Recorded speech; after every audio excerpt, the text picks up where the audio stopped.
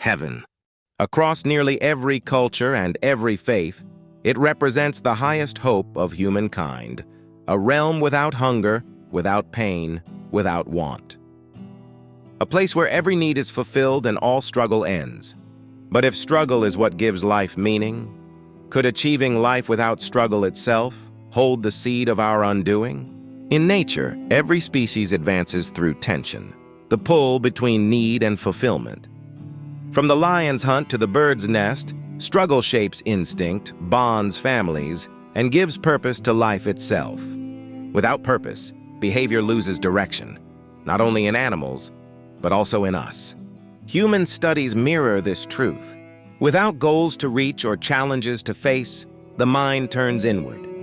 Motivation declines, creativity dims, and a strange emptiness takes root. Purpose, it seems, thrives where effort still matters. To explore this paradox, we look not to the heavens above, but to a tiny world built in the late 1960s by behavioral researcher Dr. John B. Calhoun. For more than a century, scientists have turned to animals to glimpse the architecture of our own behavior. From Pavlov's dogs to Skinner's pigeons, we've learned that though fur and flesh may differ, the patterns of survival and collapse are remarkably familiar. In Calhoun's most famous experiment, Universe 25, those patterns revealed something extraordinary. He built a rodent utopia, a world without hunger, fear, or disease. Food and water were unlimited, the temperature was perfect, and predators were absent. It was, by design, a mouse heaven. At first it worked. The population doubled, then doubled again. Families thrived, and cooperation filled the colony. But as their numbers grew, something began to shift, a shift we recognize all too well. Aggression appeared first. Once harmonious, mice began to fight for space and status. Some dominated, others withdrew. In our own crowded world, we see widening inequality and competition that never seems to end. When comfort no longer defines success, do we create conflict simply to feel significant? Soon, mothers neglected their young or abandoned them entirely. Generations lost connection. Today, we witness a similar unraveling. Families splintering, traditions fading, and children seeking guidance from screens instead of parents. What becomes of a society when nurture turns to neglect? Then came withdrawal. Certain males stopped defending mates or territory.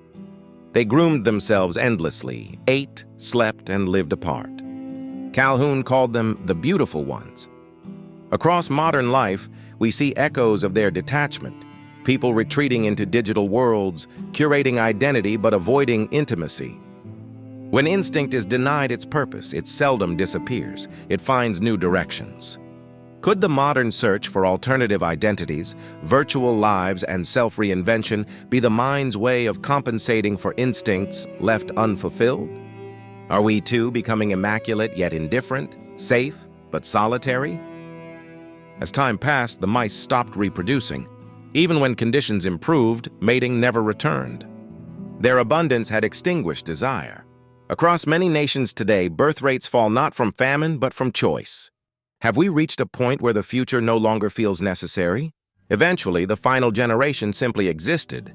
They ate, slept, and waited, healthy in body, hollow in purpose. In our world, we celebrate the dream of passive income, early retirement, and effortless life. But what happens when the work ends and the will to contribute fades? Does comfort become the cage? Every repetition of Universe 25 ended the same way. The environment remained ideal, yet the colony collapsed, not from hunger, but from meaninglessness. Half a century later, humanity stands surrounded by abundance.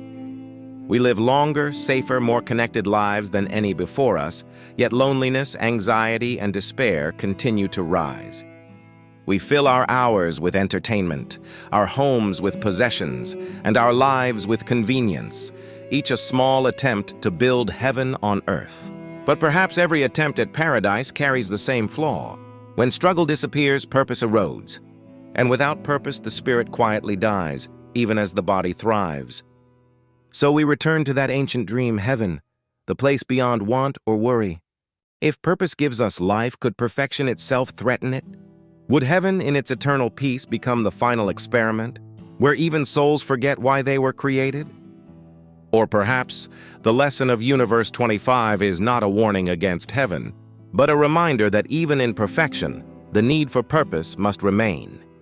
Because maybe what keeps a society alive is not the absence of struggle, but the presence of something worth struggling for.